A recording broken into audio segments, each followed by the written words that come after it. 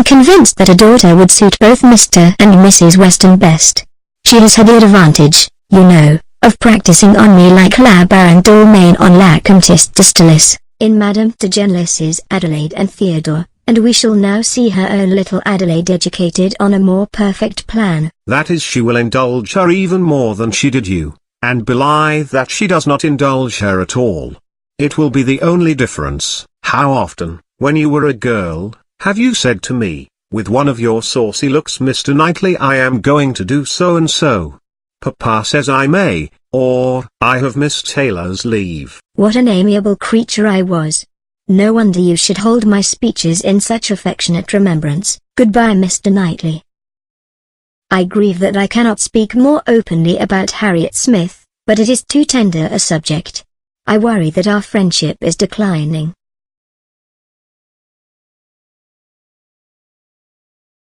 Hello again. Here is the answer to the communication of our intended marriage. John enters like a brother into my happiness. He has a most brotherly affection for you. I honor his sincerity, but it is very plain he considers the engagement only good fortune on my side. Emma, my dear. If you think your brother does not do me justice, only wait until my father is in on the secret. He will be much further from doing you justice. Mr. Knightley tries to find Emma so they can talk.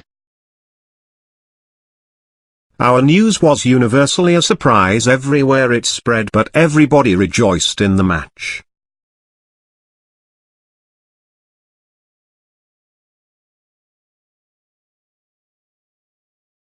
Mr. Knightley has received a letter from Mr. Martin.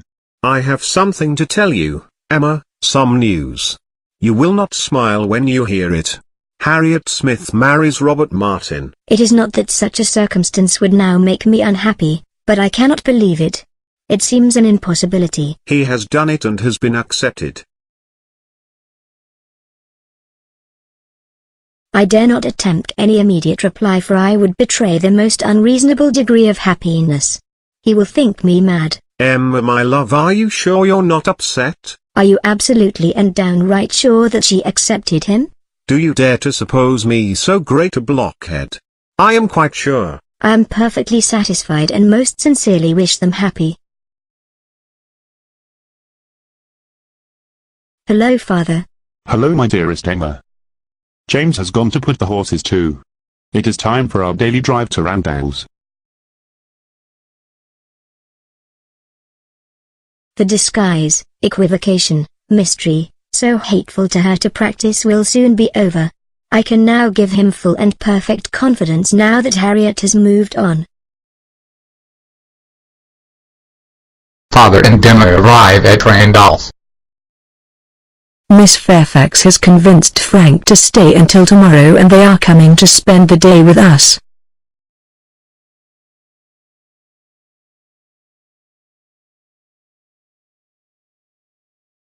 Emma was extremely glad to see Frank. There were a number of embarrassing recollections from both of them. I have to thank you, Miss Woodhouse, for a very kind message in one of Mrs. Weston's letters. I am particularly glad to see and shake hands with you and to give you joy in person about your marriage. I hope Mr. Knightley is well. A look of pity crosses Emma's face. Ah. By the by. Let me return your congratulations. I have heard the news with the warmest interest and satisfaction. He is a good man. Did you ever see such beautiful skin? I have always admired her complexion. But do you not remember the time when you found fault with her for being so pale when we first began to talk of her? Have you quite forgotten? Oh. No, what an improved dog I was. How could I dare? I do suspect that in the midst of your perplexities at that time, you had very great amusement in tricking us all. Is she not an angel in every gesture? Very beautiful indeed. How delighted I am to see you again. You are in such excellent looks. I should have called on Hartfield sooner.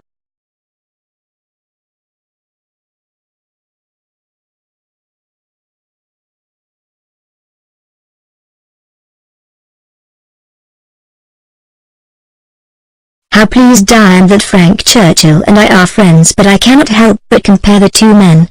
And I say with sensibility Mr. Knightley is of high superiority in character,